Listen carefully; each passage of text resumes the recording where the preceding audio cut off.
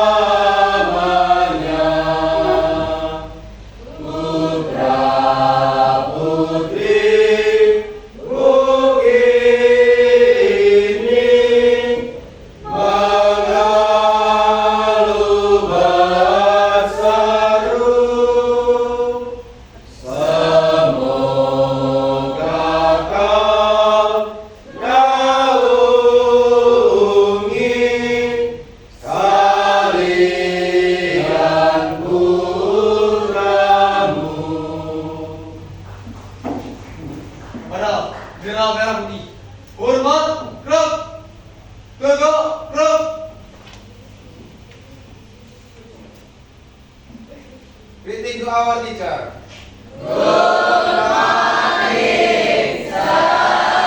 Baik, selamat pagi, silakan. Sebelum pembelajaran kita mulai, maka saya akan mengabsen Anda terlebih dahulu. Siapa saja yang tidak berangkat pada pagi hari ini?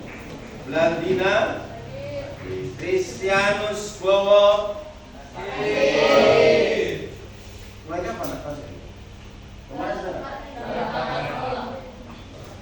Kristoforus David, Lia Sakina, Niko Mal Anggur, Anda. Pius Rizky Sakit, Pius Rizky Sakit. Kapan? Hari. Terus Yosefina Ajeng hadir. Justinus hadir. Aminasya hadir. Arini Agustin hadir. Arnoldus. Kan paling sakit kamu nak? Sakit apa? Sakit tenggorokan. Oh, berarti larilah ke dokter THT ya. Berikutnya B. Lintang Aji, terus Gregorius Felix sakit. Berikutnya Lydia Ermaniasih, Margareta Pika, Stefania Wulandari, Valentino hadir. Yohanita hadir. Florencia Jenny hadir. Angelia Yuanita hadir. Christian Adventino hadir. Francisca Ayu M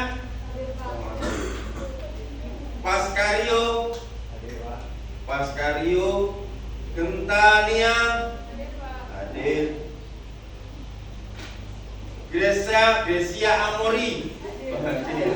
Hidayat Sutopo hadir. Eltita hadir. Maria Frederica, Maria Gresela Socolasica hadir. Valentina Hadir. Dan terakhir ada Pipi Tias. Baik, para peserta didik, hari ini kita akan belajar tentang kesusastraan. Masih ingat dengan kesusastraan? Apa saja? Bukan kesusahan, tapi kesusastraan. Apa baik? Puisi, prosa, drama. Tetapi yang akan kita tekankan pada pagi hari ini berhubungan dengan prosa. Nah, di dalam prosa itu kita akan bertemu yang namanya cerpen.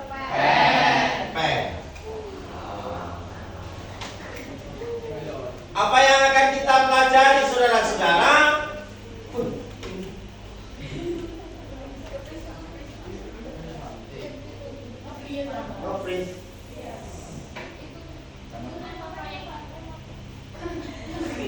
Oh, ya, maaf.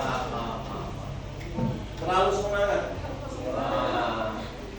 Memahami cerpen dan latar belakang sejarah Indonesia. Hubungan cerpen ini nanti kita akan lari ke sejarah Indonesia. Banyak sekali sejarah Indonesia. Nah, tujuan pembelajarannya adalah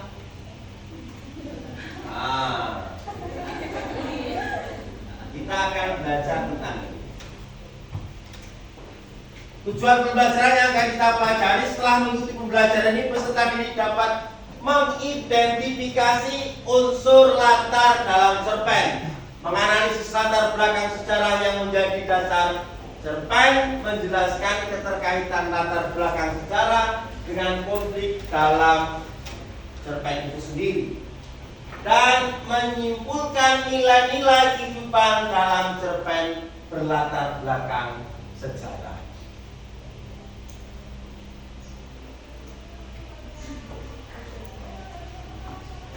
Dan terakhir, tujuan yang utama adalah mengetahui latar belakang peristiwa sejarah Indonesia dari salah satu cerpen yang akan dibaca, sehingga mampu memahami cerpen bersama bertema sejarah lebih komprehensif. Pertanyaannya adalah, yang berhubungan dengan cerpen, cerita sejarah, itu apa saja di antaranya? Yang termasuk cerita sejarah yang dalam bentuk cerpen.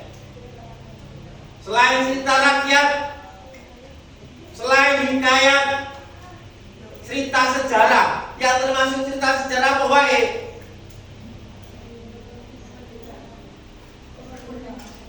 Berhubungan dengan kemerdekaan. Kan cerdas ada di mana? Apa perbedaan novel dan cerpen? Apa? Cerpen sendiri terdiri dari 1 sampai 7 kata, sedangkan novel terdiri dari 7 sampai 60 kata. Betul. Yang membedakan itu adalah katanya, bukan kata si A, kata si B, tetapi tulisannya. Kata-kata yang ada dalam cerpen itu sendiri. Kalau cerpen biasanya selesai, cerita pendek. Tapi kalau novel panjang. Kan ada jenis cerita. Ada jenis cerita itu ada 2. Apa baik? Fiksi dan non-fiksi dan non-fiksi. Ini perbedaannya. Kalau cerita di dalam cerpen cenderung lebih padat dan biasanya tidak memiliki banyak tokoh. Rata-rata jumlah kata dalam cerpen yaitu maksimal hanya 10.000 kata.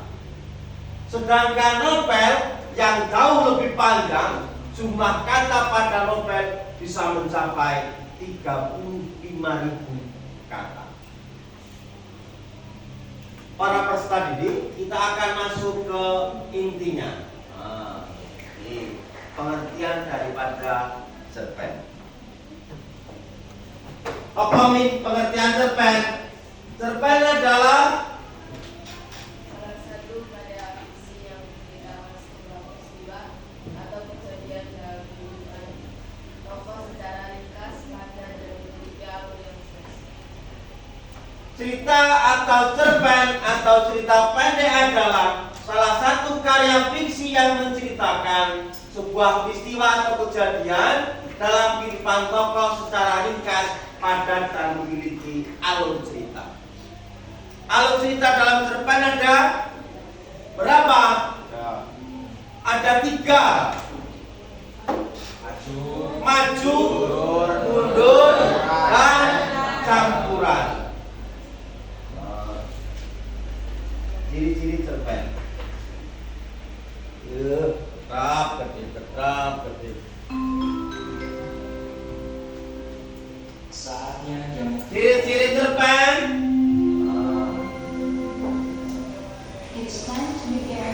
Satu, yang pertama adalah cerita fiktif, tidak nyata. Yang kedua adalah jumlah kata sedikit. Yang ketiga adalah keterbatasan tokoh atau karakter. Yang keempat, plot singkat. Kelima, gaya bahasa yang padat. Keenam, punya kesan mendalam. Itu ciri-ciri daripada cerpen. Siapa yang pernah membaca cerpen? Siapa?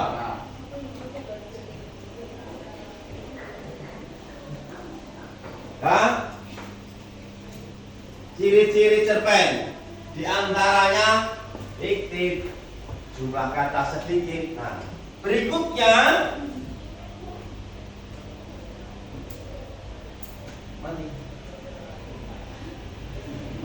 struktur daripada cerpen itu sendiri.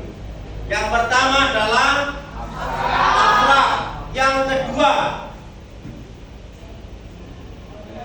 orientasi. Yang ketiga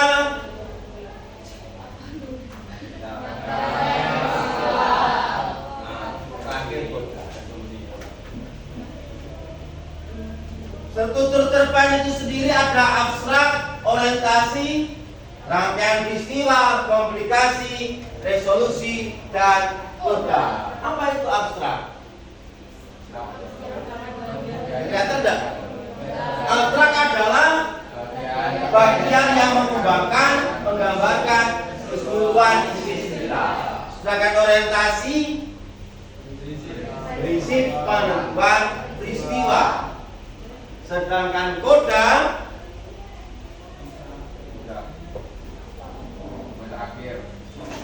struktur cerpen itu gambarnya seperti ini, sama dengan alur cerita. Masih ingat dengan alur cerita? Pertama, alur cerita.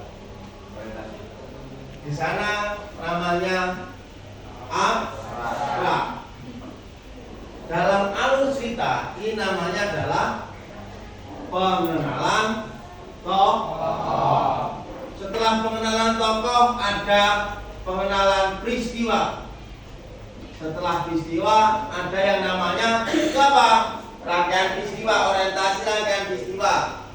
Berikutnya adalah klimaks, antiklimaks, penyelesaian, terakhir penutup. Ini namanya jalan cerita atau alur. Di sana itu ada abstrak, orientasi, ringkasan peristiwa, komplikasi, resolusi, dan terakhir adalah koda. Berikutnya, kaidah kebahasaan dalam sebuah cerpen. Yang pertama adalah satu, mengandung kalimat masa lampau. Di antaranya adalah suatu senja beberapa tahun yang lalu, terus beberapa tahun yang silam, dan sebaiknya. Ada menyatakan urutan waktu, ada mengandung kata kerja, ada mengandung kalimat langsung. Dari sebuah cerpen maka terbangunlah unsur cerpen. Apa saja unsur cerpen? Ada yang tahu unsur cerpen?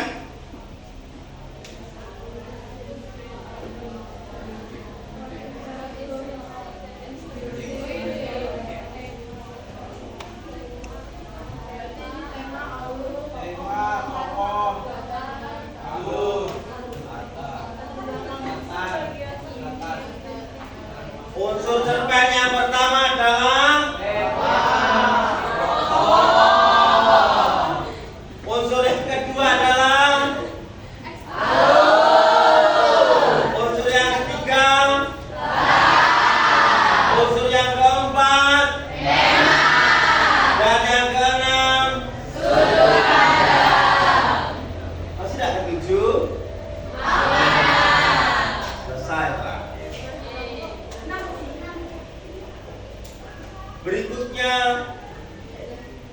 cerpen dengan latar belakang sejarah.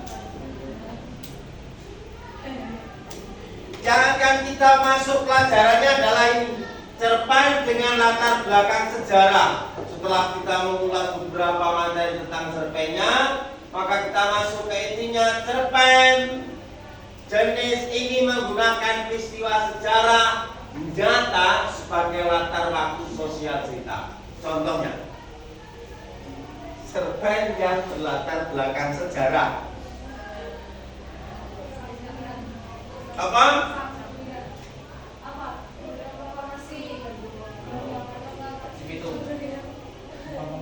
Cerpen berlatar belakang sejarah dan cerita rakyat itu sama atau beda? Latar belakang sejarah dan cerita rakyat sama atau beda? Beda. Kalau berlatar belakang sejarah, contohnya proklamasi. Selain proklamasi,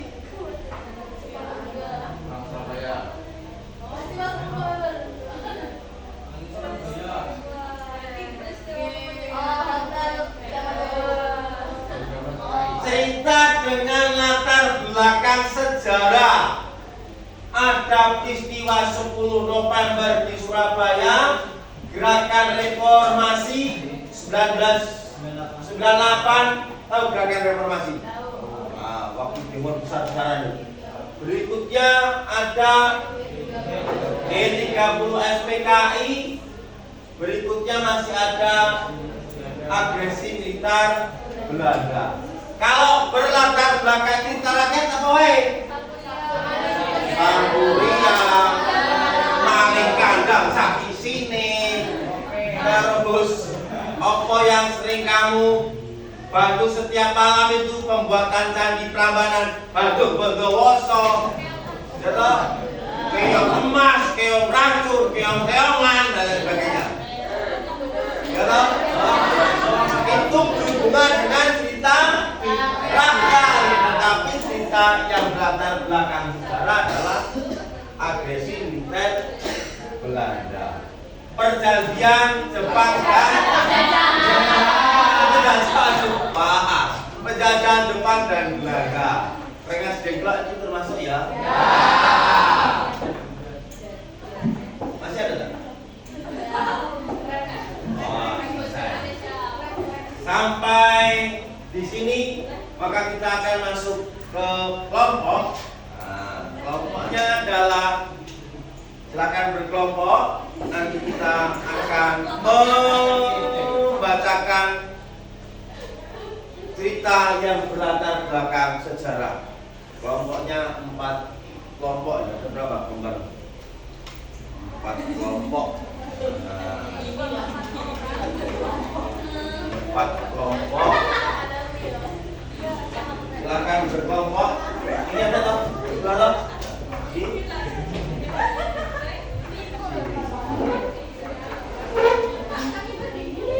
Satu, dua, tiga, oh ini berapa saja? Enam. Ini di sini pas. 6. Baik. 4 kelompok atau 6 kelompok. Silakan berkelompok terlebih dahulu. Berapa? Berapa ini aja? Sana. 7 lembar jumlahnya. Jumlahnya 7 lembar. Jumlahnya kelompok 7 lembar. Silakan Anda berkelompok. Oke, langsung guys. Yo.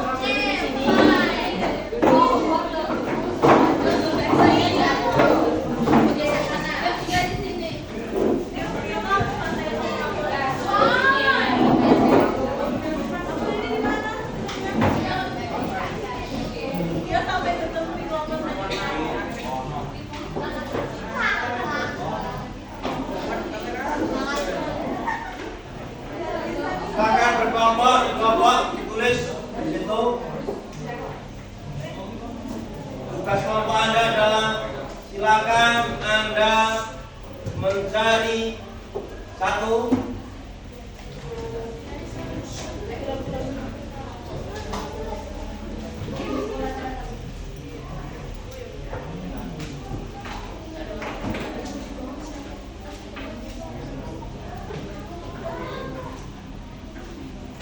tentukan unsur yang terdapat dalam cerita tersebut. Unsurnya adalah intrinsik dan ekstrinsik dari cerita tersebut. Unsur intrinsik dan ekstrinsik dari cerita tersebut. Mengapa mereka berdoa kepada pohon?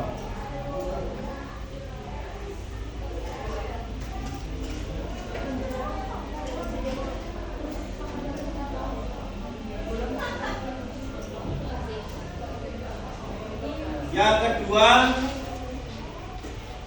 carilah informasi tentang latar belakang sejarah pada cerita tersebut.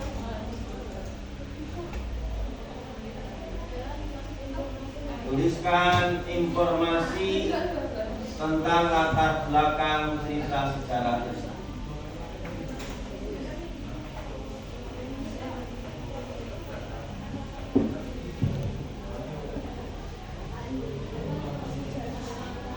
Dan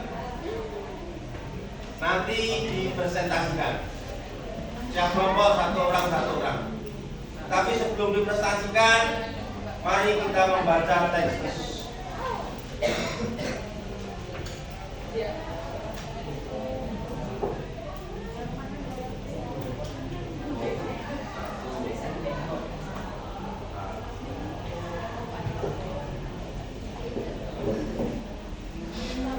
Mengapa?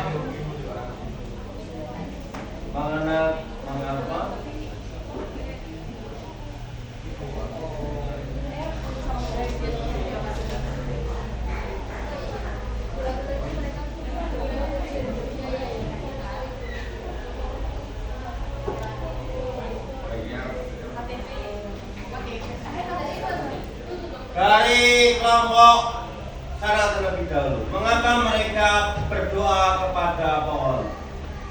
Ayo Kak.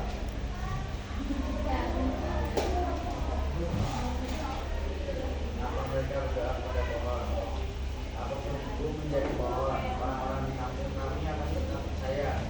Bahkan jika harus disebar hingga menjadi besar. Mereka mulai mempercayainya sejak tahun 1900. Kini pohon asam itu sudah besar dan semakin kuat. Kira-kira dapat dihitung dengan 5 orang dewasa. Dihindarkan dengan mampu memeluk batangnya. Hampir setiap orang meribut di sana, ucap doa yang berupa jenisnya. Lantas mengikatkan tangan di berupa warnanya dan berjanji kali-kali itu setelah doa mereka terkabul. Ya cukup. Berikutnya, Angel. Jadi dengan berat, rapi-rapi, dan batang atau tidak berlebihan, jika kukatakan hampir semua bagian pohon berasingatan kayu. Ada banyak doa di sana.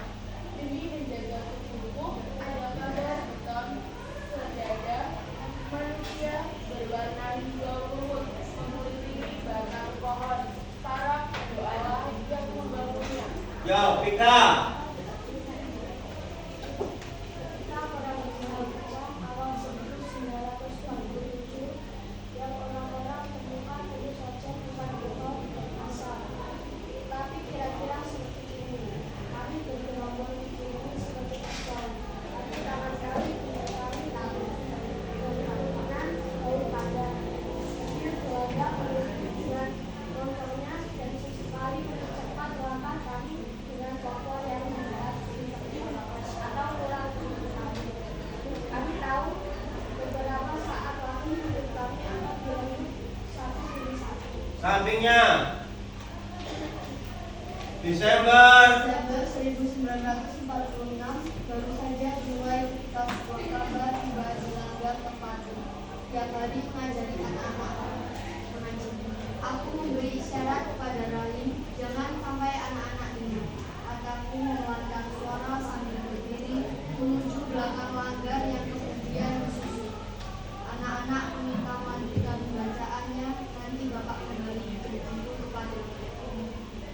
Mereka tiba di Makassar. Suara rahim tidak pernah secemas itu. Pasukan tambahannya banyak, susunya berikutnya kamu Nok. Ya. Siap-siap saja, mencoba setengah mungkin meski dadaku tentu saja kembali bergolak. Dari Makassar baru saja ku dengar kabar kalau mereka kembali ingin menguasai pusat-pusat perlawanan di Sulawesi Selatan. Kabar itu tiba beberapa minggu sebelum Rahim menyusul kabar tentang ketibaan pasukan khusus Depot Spesialis 11 DST KNIL yang mulai bergerak ke kampung kami ini di Bapukti, Jantung Afdeli, Paper. Lydia. Bersama Rahim, bersama Laskar Anti bersama lainnya, aku pernah berjuang sebelum kemerdekaan dan ketika semuanya telah kami rebut, penjajah Laknatullah itu kembali.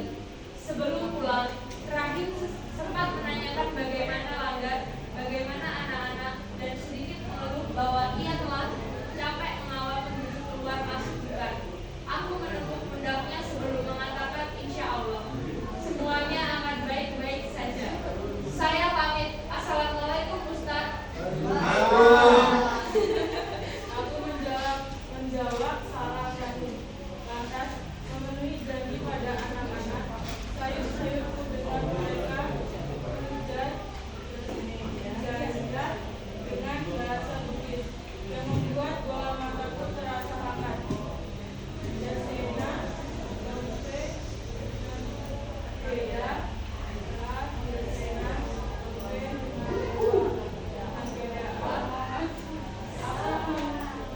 menentang bocah 5 tahunku yang dulu lebih awal dan air mata tidak lagi bisa mencegah membuat lurik di pipiku.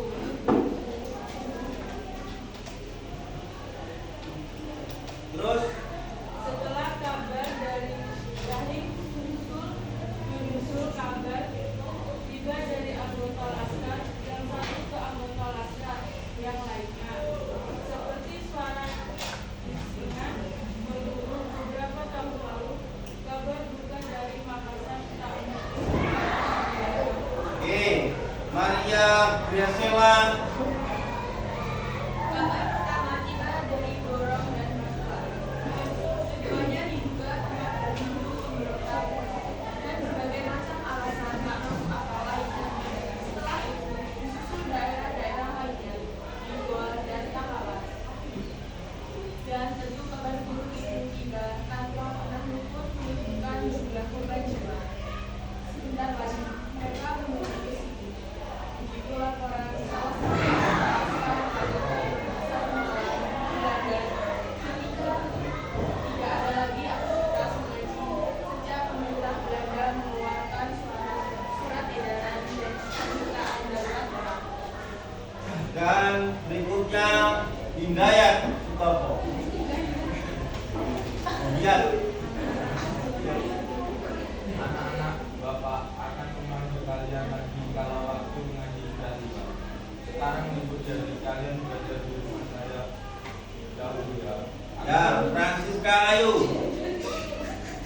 Aku mengkhawatirkan mereka dan kecemasanku semakin menjadi-jadi dari hari ke hari. Seperti pelaut yang tak pernah berhenti mencemasi air terumbu. Rapat kami gelar hampir setiap malam menjelang Isya.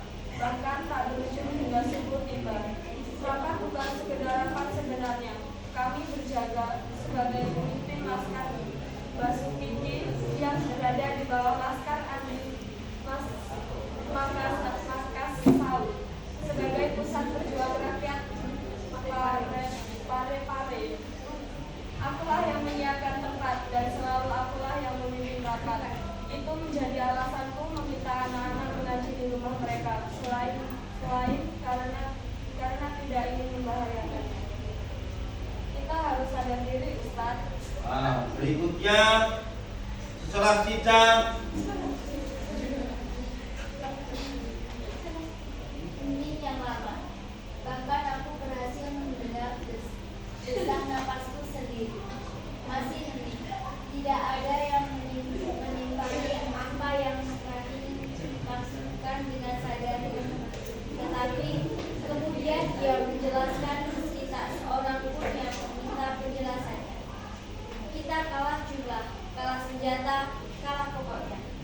Selanjutnya Yohanita Isfandi. Jelas sekali Rahim tidak bisa menyembunyikan kecemasannya. Ia baru saja menikah. Aku tahu karena aku yang menjadi istrinya. Aku juga tahu ia bukan mencemaskan dirinya sendiri. Ada istri dan barangkali ada janin yang tengah ia khawatirkan. Ya, perintah ngaji. Hal itulah yang membuatku hanya bisa diam dan sesekali mengangguk seperti kubur mengantuk. Bayangan perjuangan sebelum kemerdekaan, bayangan Fatimah istriku, bocah 5 tahunku Akbar, dan ingatan-ingatan lainnya kembali menghangatkan bola mataku. Teriakan tolong Akbar, teriakan Allahu Akbar Fatimah, dan teriakan keduanya setelah Garad menghancurkan rumah panggung kami malam itu. Aku dituduh melatih anak-anak menjadi pemberontak hanya karena mengajari mereka mengaji. Dan setelah kehilangan segalanya, aku benar-benar memutuskan memberontak, memimpin laskar dan berhasil meraih kemerdekaan. Ketika merasa semuanya telah selesai, aku mengumpulkan kembali anak-anak. Mereka kembali mengeja alif, ba, ta dengan terbata-bata, dan lagi-lagi kini harus berhenti. Baik, itu tentang mengapa mereka berdoa kepada pohon. Maka yang akan Anda diskusikan bersama kelompok dan nanti dipresentasikan ke depan unsur latar dari cerita itu sendiri. Yang pertama adalah intrinsik dan ekstrinsik. Apa tadi unsur intrinsiknya yang meliputi di sana? Penerapan, alur, tema, kata.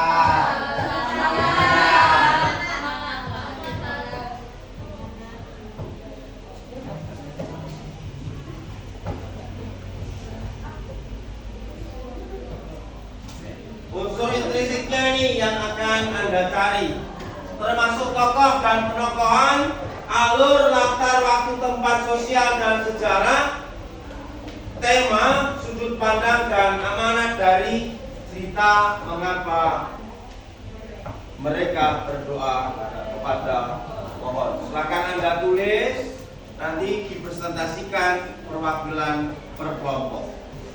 Bisa Anda bertanya dengan teman sejawat.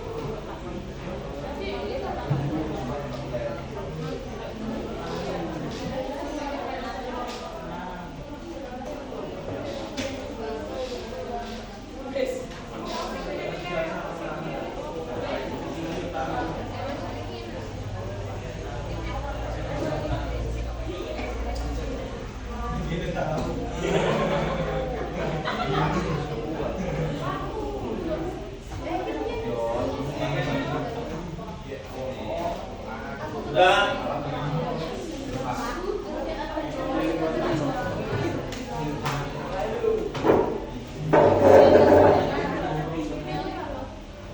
Unsur cerita ambil saja tema, latar, tokoh, peristiwa, sudut pandang dan amanah dari cerita tersebut. Kalau latar tempat di sana ada apa namanya Langgar. Sejarahnya tahun berapa? 1947.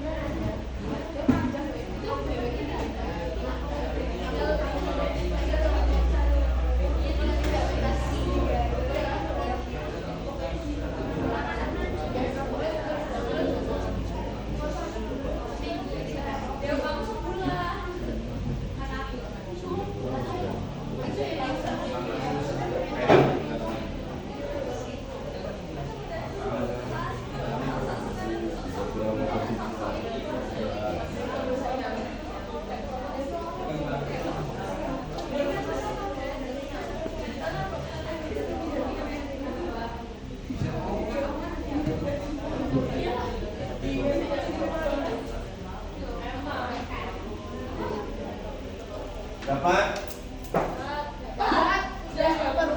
Jelas lah Anda dapat, Anda sendiri cerdas.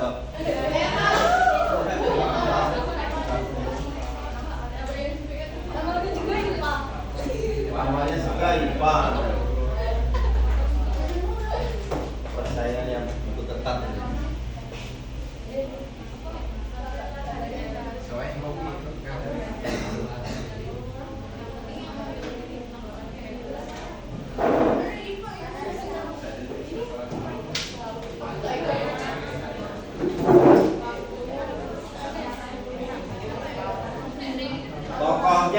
Tokoh dan penokohan itu berbeda.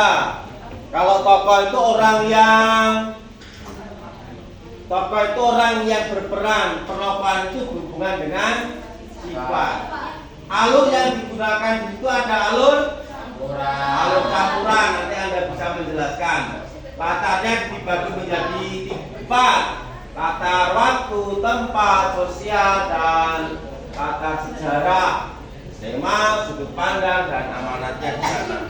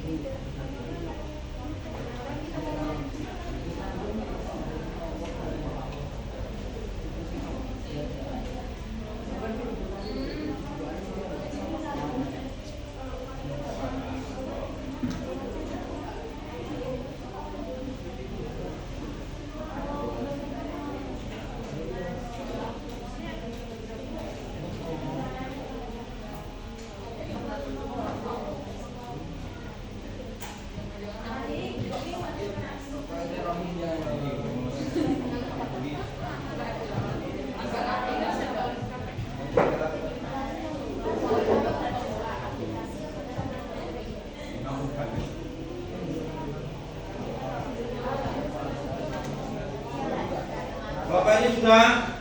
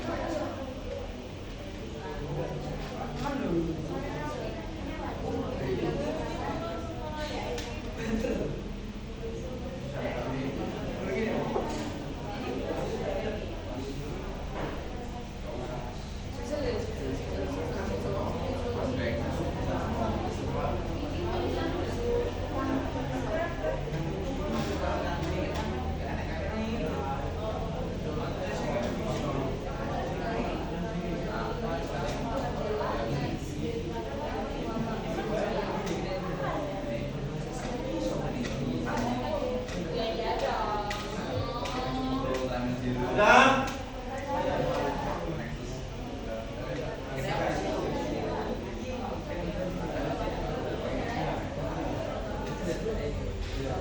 Jika sudah, kelompok setelah kita bisa maju ke depan untuk memprestasikannya. Belum? Kelompok Litang? Belum. Kelompoknya Niken? Belum. Kelompoknya Amin? Belum. Valen, Angel? Sudah?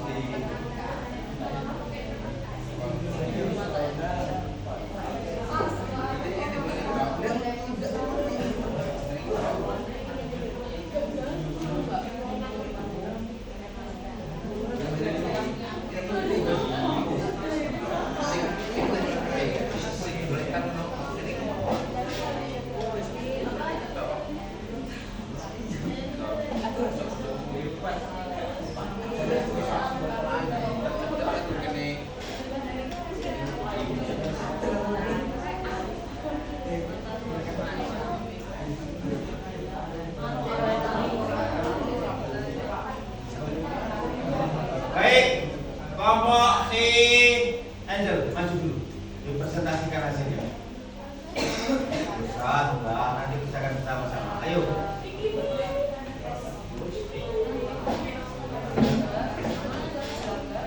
Ayo, kelompoknya Angel. Maju semua.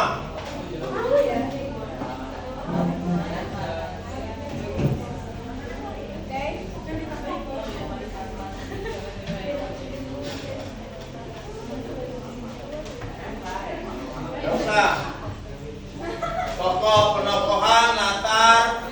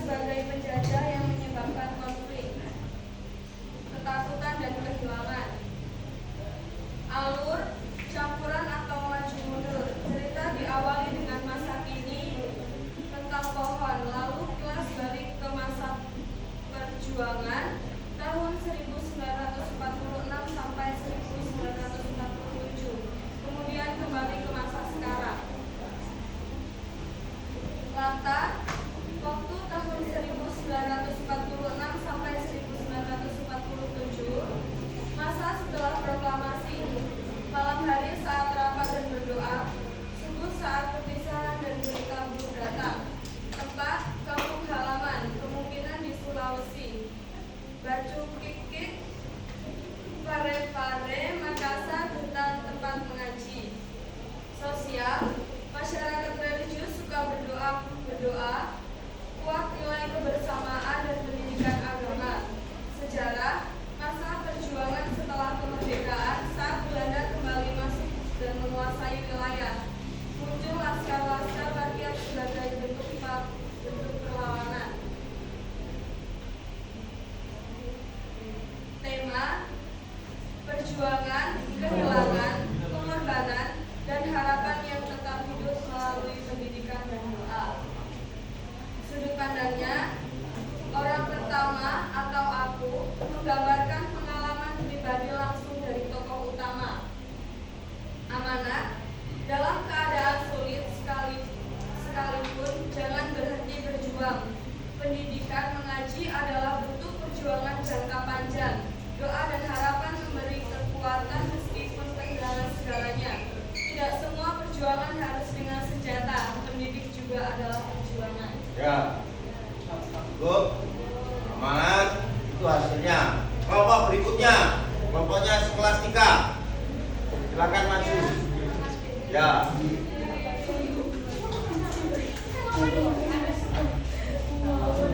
Itu hasil presentasi dari kelompok teman Anda terkait berdasarkan cerpen mengapa mereka berdoa kepada Tuhan, karya Faisal Odang yang telah dibaca secara bergantian, yaitu tokoh Ustadz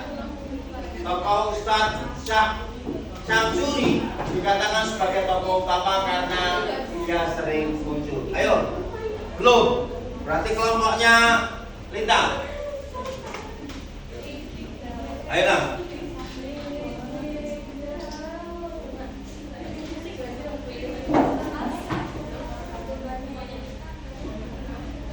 Iya, semuanya maju, Pak.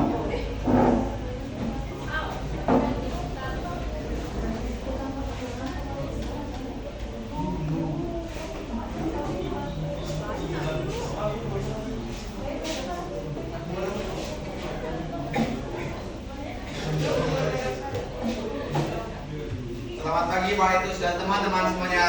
Selamat pagi. Di sini kelompok kami akan mempresentasikan hasil diskusi kami mengenai unsur-unsur yang terdapat dalam cerita mengapa mereka berdoa kepada pohon. Yang pertama, kami akan jelaskan unsur intrinsik.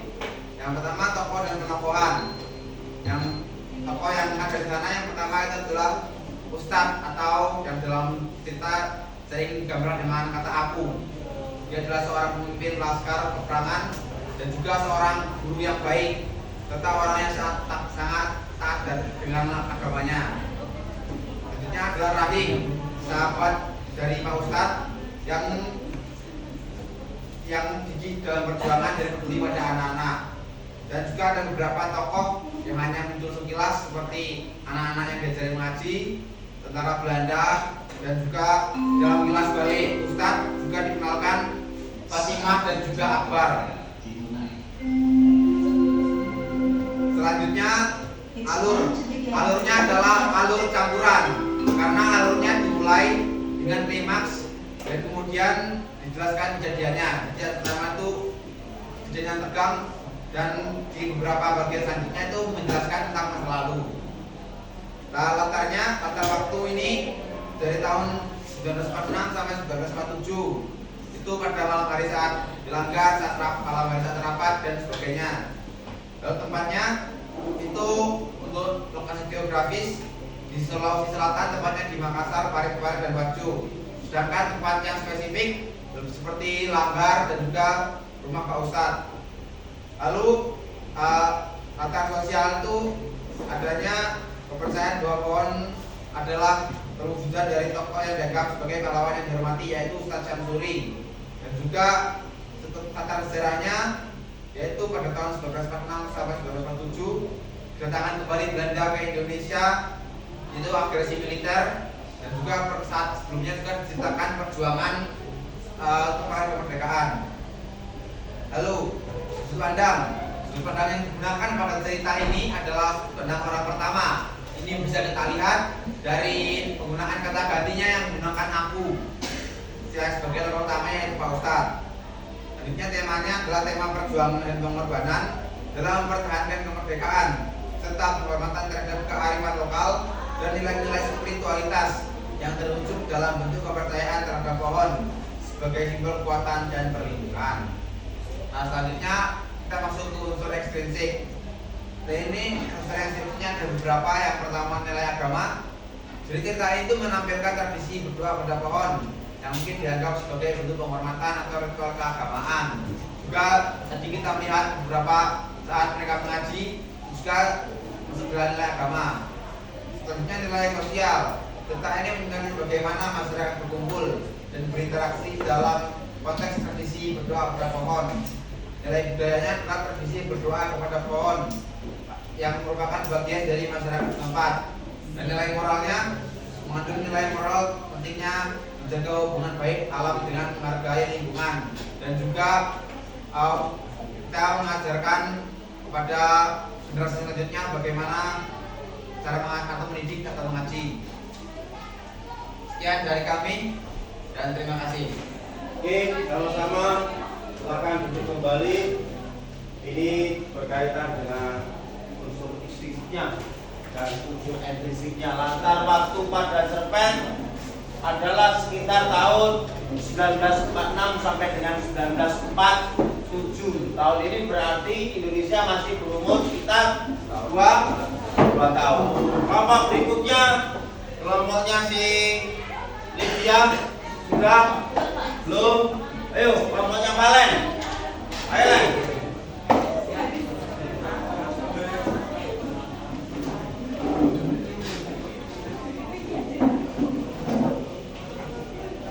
Kelompoknya Valen.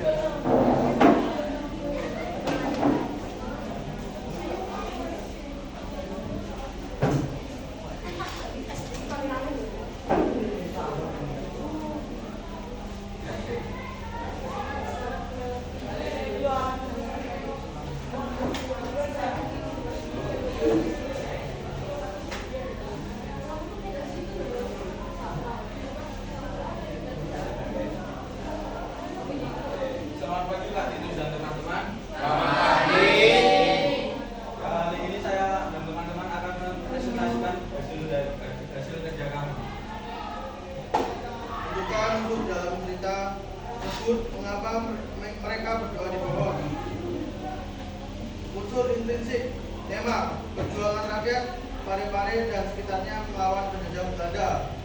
Tokoh Kahim, Ustadz, Akbar, dan Fatimah.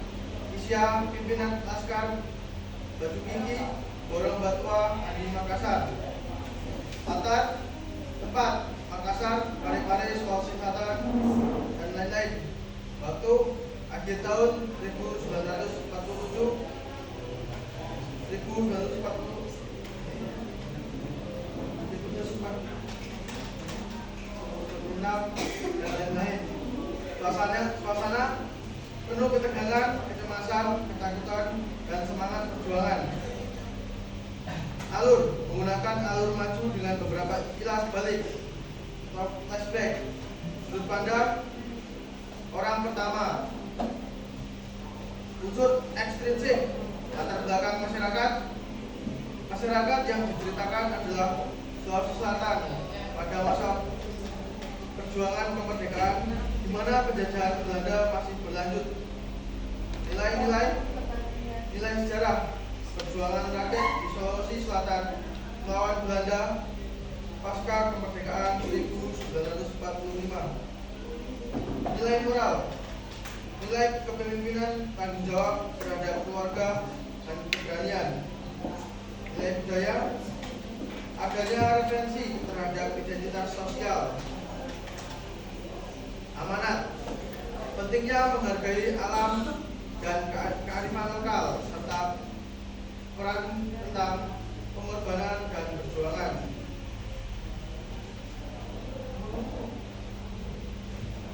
Sekian dari kami, saya ucapkan terima kasih. Baik, berikutnya kelompok C. Masih ada 2 kelompok lagi. Kelompok 3. 3. Kelompoknya Tita sudah. Baik, berarti kelompoknya si Anggun. Anggun juga.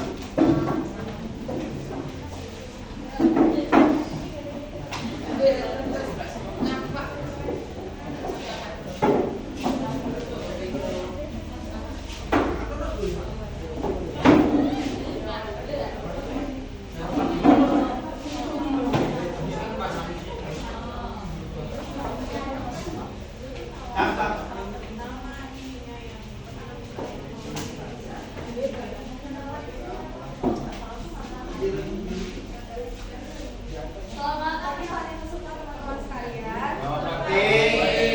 sini kami akan mempresentasikan hasil jawaban dari tugas yang diberikan oleh Pak Titus.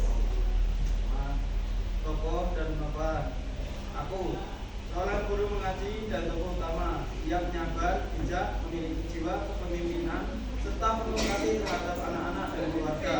Rahim, seorang laskar pejuang yang pemberani, peduli terhadap rakyat dan anak-anak. Ia juga memiliki rasa tanggung jawab dan kecemasan atas keadaan. Fatimah, istri tokoh. Aku disebutkan dalam keterangan menggambarkan sosok istri penyayang dan sabar. Akbar, anak tokoh. Aku disebutkan sebagai kenangan menambah sisi emosional cerita. Alur campuran maju dan mundur. Awal diceritakan bahwa orang-orang berdoa kepada pohon karena sejarah panjang sejak zaman penjajahan. Tengah flashback ke masa penjajahan Belanda, tokoh mengenang perjuangan mengajar anak-anak di tengah ancaman perang. Akhir, setelah masa perjuangan selesai, yang tetap mengajar anak-anak meski terus teringat pada peristiwa masa lalu. Latar, waktu sekitar tahun 1946 sampai 1947, masa pasca kemerdekaan dan agresi militer Belanda. Tempat, kampung tokoh, Parepare, Sulawesi Selatan, Batu Kiki, dan Langgar, Musola. Sosial, suasana perang menjajah kondisi masyarakat yang takut, namun tetap semangat dalam mempertahankan kemerdekaan dan pendidikan agama. Sejarah perjuangan rakyat Indonesia melawan Belanda setelah proklamasi kemerdekaan.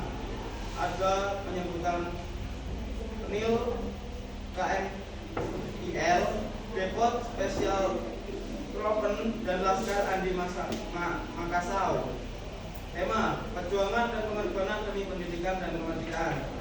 Cerita ini menyoroti semangat mempertahankan pendidikan anak-anak meski dalam ancaman penjajahan dan kekacauan akibat perang. Sudut pandang orang pertama, narator adalah pelaku utama dalam cerita yang secara langsung terlibat dalam peristiwa dan membagikan pengalamannya kepada membaca. Amanat, pendidikan harus terus diperjuangkan dalam kondisi apapun. Jangan melupakan sejarah dan pengorbanan para pejuang. Kebaikan dan keberanian akan selalu dikenang meski menghadapi bahaya. Mengajarkan nilai agama dan moral sejak dini sangat penting. Unsur ekspresif, bila sejarah menggambarkan kondisi Indonesia setelah kemerdekaan, terutama di Sulawesi saat rakyat masih berjuang melawan Belanda. Nilai agama menunjukkan pentingnya pendidikan agama, mengaji bahkan saat masa sulit.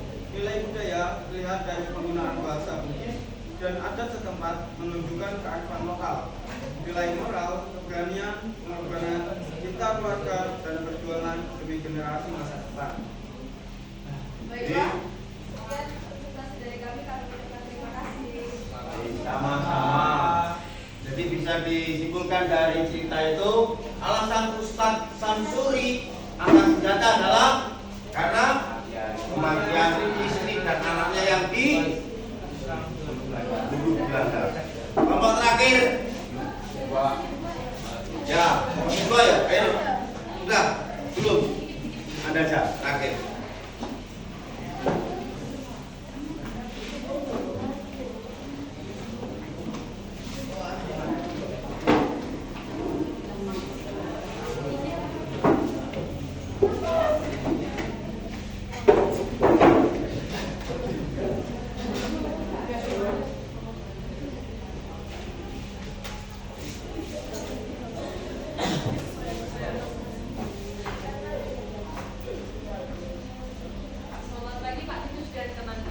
Selamat pagi. Di sini kami akan mempresentasikan hasil kerja kami. Tokoh dan penokohan Ilahi. Tokoh protagonis patuh, membenahi dan peduli terhadap anak-anak. Kedua, Pak Ustadz, protagonis pemimpin kelompok, bertanggung jawab dan pemberani. Yang ketiga, pemimpin BST, antagonis yang memiliki watak kejam. Yang kedua ada alur. Alur campuran karena dijelaskan secara klimaks dan inti cerita, lalu mundur ke masa lalu.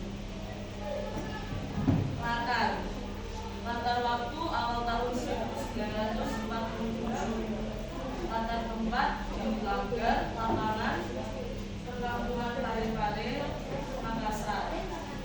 Latar sosial, kepercayaan masyarakat terhadap kekuatan alam dan spiritualitas lokal serta konflik antar tradisi dan modernitas. Latar sejarah, perjuangan kemerdekaan Indonesia khususnya di Sulawesi Selatan pada masa awal kemerdekaan sekitar tahun 1946 sampai 1947. Tema, perjuangan pengorbanan dalam mempertahankan kemerdekaan Indonesia. Sudut pandang orang ketiga hanya mengetahui pikiran dan perasaan satu tokoh, tidak mengetahui apa yang dipikirkan atau dirasakan oleh tokoh lain di dalam cerita. Amanat, menyampaikan pesan tentang perjuangan, pengorbanan, dan keberanian dalam hidup. Sekian presentasi dari kami. Terima kasih.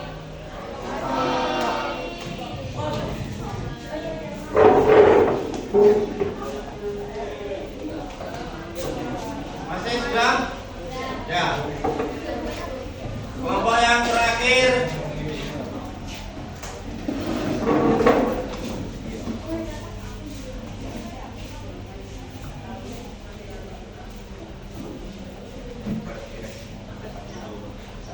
Selamat pagi Pak Ibu dan teman-teman. Selamat pagi. Di sini kami akan mempresentasikan mengenai mengapa mereka berdoa pada pohon. Baik, yang pertama adalah tokoh dan tokoh. Ada tokoh ustadz atau yang digambarkan sebagai aku, guru yang bertanggung jawab, berjiwa kepemimpinan dan memiliki dan mengetahui kewajibannya sebagai seorang guru. Selanjutnya ada Rahim, memiliki rasa tanggung jawab terhadap anak-anak. Selanjutnya ada anak-anak, tekun belajar dan mengaji. Selanjutnya ada tentara Belanda yang memiliki sifat yang kejam terhadap masyarakat di Makassar. Lalu ada beberapa tokoh yang hanya muncul sekilas seperti Akbar dan Fatimah yang merupakan keluarga dari Bosari. Selanjutnya ada alur. Alur yang digunakan dalam cerpen ini adalah alur campuran. Terlihat dari paragraf kedua yang diawali di tahun 1947 yang kemudian di paragraf ketiga balik mundur di tahun 1946. Tema dari cerpen ini adalah perjuangan dan pengorbanan untuk kemerdekaan.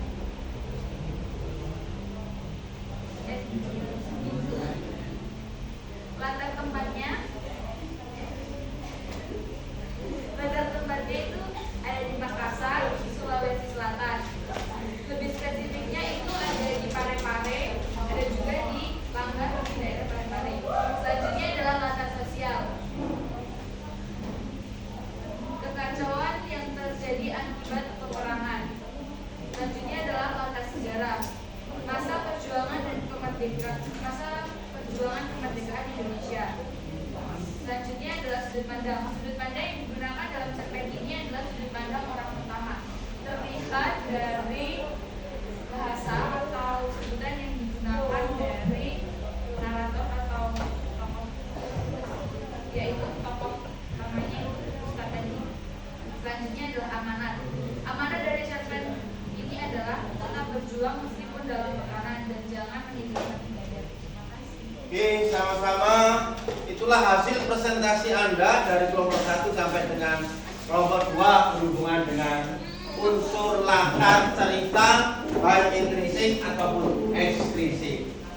Maka Anda sudah menemukan, pasti Anda menemukan beberapa kata-kata yang berada di teks yang sudah Anda baca atau cerpen yang sudah Anda baca. Yang saya ambil itu ini kosakatanya. Yang pertama adalah debat. Debat itu adalah pembahasan dan pertukaran pendapat mengenai suatu hal dengan saling memberi alasan untuk mempertahankan pendapat masing-masing. Itu namanya debat. Berikutnya merebut. Merebut berarti berkumpul. Terus ada memancong, yaitu bagian benda yang mempunyai fungsi atau bentuk seperti mulut yang panjang atau moncong. Berikutnya opor itu adalah tangkai bedil. Langgar atau langgar? Langgar itu mesin kecil yang tempat mengaji untuk bersalat, tetapi tidak digunakan untuk sholat Jumat. Kalau surau itu langgar kecil. Itu kosakata yang ada pada paragraf-paragraf yang sudah Anda baca. Nah, para peserta, mari kita mengadakan refleksi tentang materi yang sudah dibaca di tadi.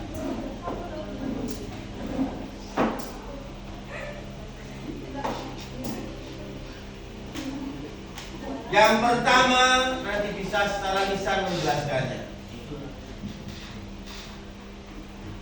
Apa hal yang baru kamu pelajari hari ini? Apa yang baru kamu? Ya, pada hari ini kami mempelajari tentang beberapa hal baru seperti cerpen dengan novel, lalu unsur-unsur cerita, lalu alur dalam cerpen dan hal-hal cerpen yang kedua. Jadi hari ini Anda belajar tentang berhubungan dengan cerpen. Apa itu cerpen tadi? Cerita pendek yang berisikan tentang cerita terdiri dari 10.000 kata. Yang membangun cerpen itu sendiri adalah apa yang membangun cerpen itu? Membangun cerpen adalah unsur intrinsik. Yang membangun cerpen itu adalah unsur intrinsik. Bagaimana dari materi yang paling kamu sukai atau menarik dan kamu perhatikan dari penjelasan tentang membangun cerpen tadi? Apa? Bagian saat kita mempelajari tentang unsur intrinsik, karena dari situ kita akan lebih fokus dan lebih saat membaca lebih tepat menentukan apa isi dari unsur intrinsik. Ya. Hal yang paling utama dalam sebuah novel atau cerpen itu adalah pembangun cerpen itu sendiri, intrinsik dan ekstrinsik. Sama, paragraf juga pembangunnya ada namanya alinea. Paragraf itu pembangunnya. Kalau kita tidak memahami dari unsur intrinsik dan ekstrinsik, kita tidak tahu unsur yang ada di luar dan di dalam. Yang ketiga, bagaimana yang masih kamu anggap sulit dan membingungkan Anda? Mana yang paling sulit? Pertama, bagian dalam pembuatan unsur cerita sendiri, Pak. Karena kan kita perlu teliti dalam mencari bagian-bagian terpenting, terutama dalam penokohan, latar, atau tema dalam cerita tadi. Ya. Kalau kita tidak bisa memahami atau belum membaca, maka Anda belum bisa membuat unsur intrinsik dan mencari pembangun sastra itu sendiri. Yang keempat, apakah kamu bisa memahami keterkaitan antara cerita dan latar sejarah Indonesia? Cerpen dan latar sejarah Indonesia. Apakah Anda memahami keterkaitan cerpen dan latar sejarah Indonesia? Bisa memahami? Bisa? Jadi cerpen dan latar sejarah Indonesia itu ada keterkaitannya. Apa keterkaitan ceritanya itu tadi? Bahwa cerita sejarah itu bisa dibuat dalam sebuah novel atau cerpen. Apa tadi cerita sejarah diantaranya? Proklamasi kemerdekaan, Surabaya tadi G30 SPKI, nah apa Rengas Dengklok. Maka bisa juga nanti dihubungkan dengan cerita rakyat. Apa cerita rakyat tadi? Maling Borobudur, itu. Kalau bawang merah dalam bawang putih maksudnya dongeng atau fabel. Yang terakhir, apa harapan dan rencana Anda untuk pembelajaran ini? Saya ingin mendengar dari Anda. Apa harapan atau rencana Anda untuk pembelajaran berikut? Untuk harapan saya di pelajaran berikutnya itu sering mengadakan forum seperti ini sehingga kita bisa bertukar pikiran dalam mencari atau menyelesaikan sebuah masalah yang diberikan. Ya. Terus yang lain? Cukup? Cukup? Baik, untuk PR di rumah boleh dicatat.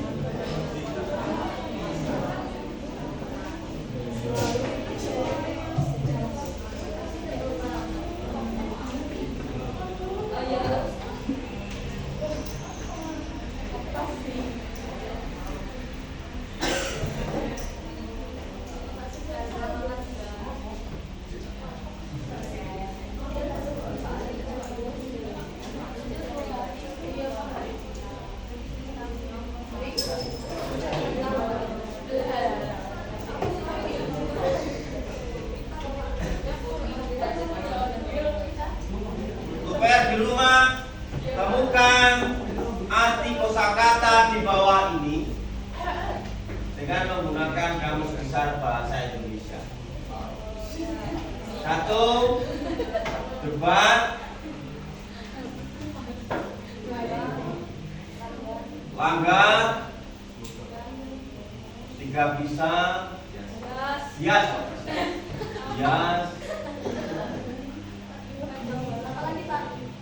Kacau balau,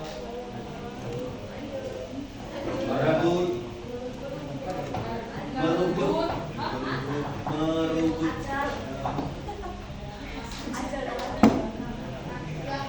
laknatullah, ajal,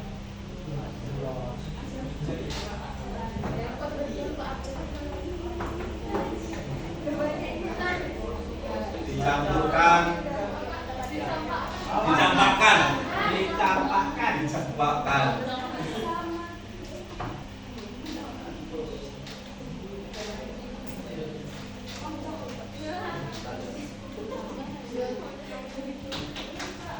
Oncom,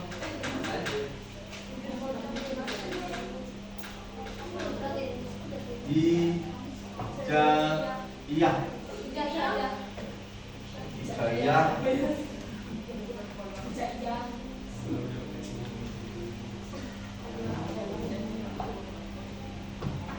Kekang, Sahid, Pelopor, Gugur, Panggiangan, Tuberkulosis jenis penyakit. Iya Pak. TBC.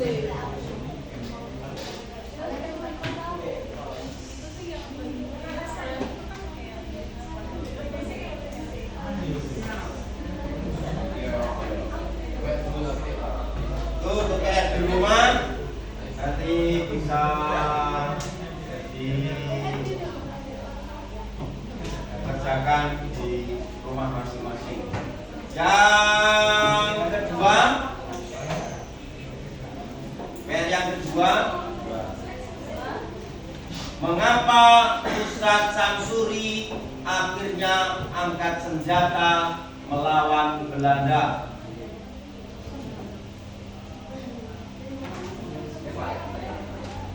Mengapa Ustadz Samsuri akhirnya melawan Belanda?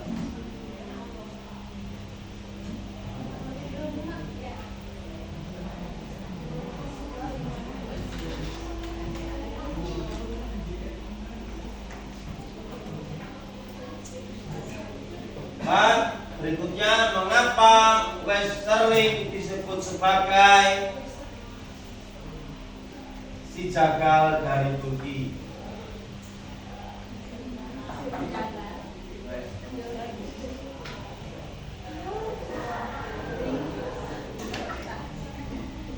Lima, berikutnya, bagaimana pendapatmu akan sikap Rahim yang memilih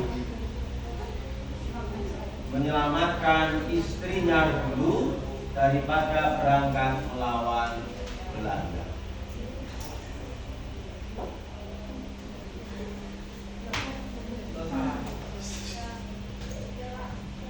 Enggak. Terakhir, bagaimana akhir kisah hidup Ustadz Samsuri?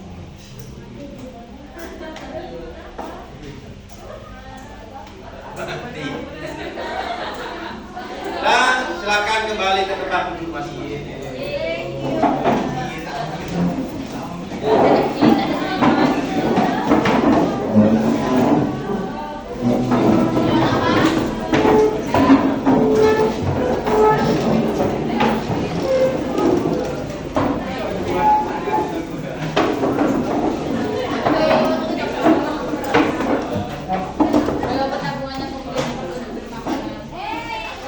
Baik, para peserta didik,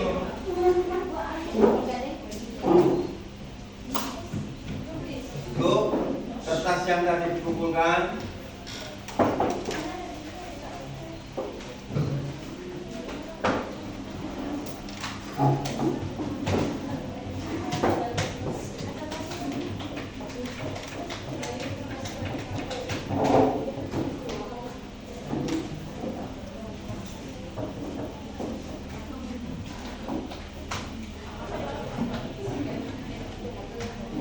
Maka terima kasih untuk kebersamaan kita hari ini.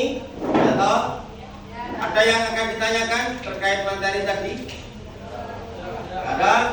Jadi silakan nanti bisa diulang belajar di rumah terkait pembelajaran hari ini tentang novel, cerita atau cerpen sejarah. Ya toh? Maka mari kita tutup akhir kita ini dengan berdoa. Dalam nama Bapa dan Putra dan Roh Kudus. Amin. Tuhan, terima kasih untuk pembelajaran pada hari ini. Semoga pembelajaran yang dipelajari hari ini bermanfaat untuk para peserta didik, untuk kecerdasan mereka, dan mereka juga memahami apa yang dipelajari hari ini. Semoga kami sampaikan kepadamu dengan perantaraan Kristus Tuhan kami. Amin. Kemuliaan kepada Bapa, Putra, dan Roh Kudus seperti pada permulaan, sekarang, dan sepanjang